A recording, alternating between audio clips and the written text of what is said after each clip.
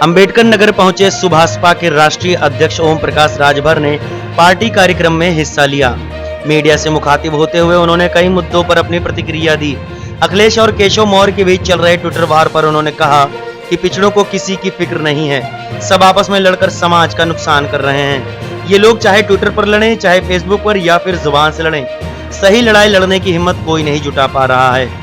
राहुल गांधी की पदयात्रा को लेकर ओपी राजभर ने कहा कि 10 दिन तमिलनाडु में रहेंगे और 2 दिन यूपी में। वहीं सुभाषपा छोड़ने वाले नेताओं की तुलना भस्मासुर से उन्होंने की। लड़ाई में जैसे आपने देखा होगा कि जब शंकर भगवान ने भस्मासुर को आशीर्वाद दिया, कि जब शंकर भगवान से कहा कि आशीर्वाद वरदान मांगा, तो शंकर भगवान ने कहा कि जाओ तुम जिसके ऊपर हाथ रखोगे वो जल के भस्म हो जाएगा।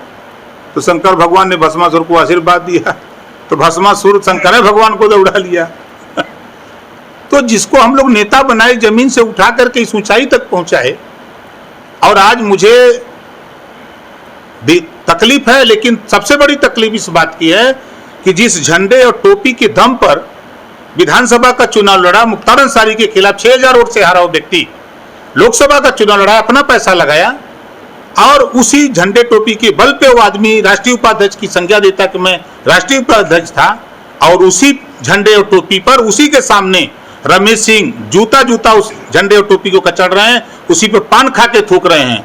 महाराजा सुहेलदेव जी का अपमान ओम प्रकाश राजभर कतई बर्दाश्त नहीं कर सकता है।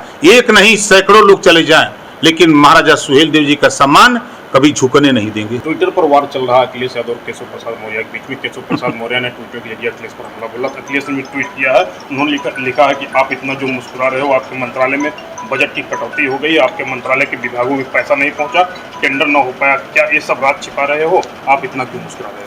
देखिए, अगर अखिलेश जी इस बात को कह रहे हैं तो शायद आपको मालूम होगा 4 सितंबर 2013 को एक आदेश हाई कोर्ट ने किया था। अखिलेश जी मुख्यमंत्री थे। अमीर और गरीब के बच्चे एक साथ सरकारी स्कूल में पढ़े, क्या इन्होंने फॉलो किया? 13 सितंबर 2013 को एक फैसला आया कि पिछड़ी जाति के 27% आरक्षण में कुछ ही जातियां लाभ उठा रही हैं और शेष जातियां नहीं पा रहे हैं। इसको बांट करके, विभाजन करके सबको सामाजिक न्याय के दायरे में लाया जाए। क्या अखिलेश जी ने किया? आज 69,000 शिक्षक भर्ती, 68,500 शिक्षक भर्ती के बच्चे दर दर भटक रहे हैं। राष्ट्रीय पिछड़ा वर्ग आयोग ने बता दिया कि अनियमितता हुई आरक्षण में। सरकार ने मान लिया, हाई कोर्ट ने मान लिया। क्या अखिलेश यादव जी कभी मुख्यमंत्री से मिलकर के इस बात को कहे कि भाई ये इसको सही करिए? क्या मायावती जी मिलकर इस बात को कही? क्या कोई नेता जो पिछड़े दलित आपस में लड़ करके समाज का नुकसान कर रहे हैं? ये चाहे ट्विटर पे लड़े हैं, और चाहे फेसबुक पे लड़े, और चाहे जबान से लड़े, लेकिन सही लड़ाई लड़ने की हिम्मत नहीं कोई जुटा पा रहा है। अवधनामा में शाये मज़ामीन को मुकम्मल तौर पर पढ़ने के लिए अवधनामा की वेबसाइट www.awadhnama.com पर विजिट करें और ई पेपर पर क्लिक करें।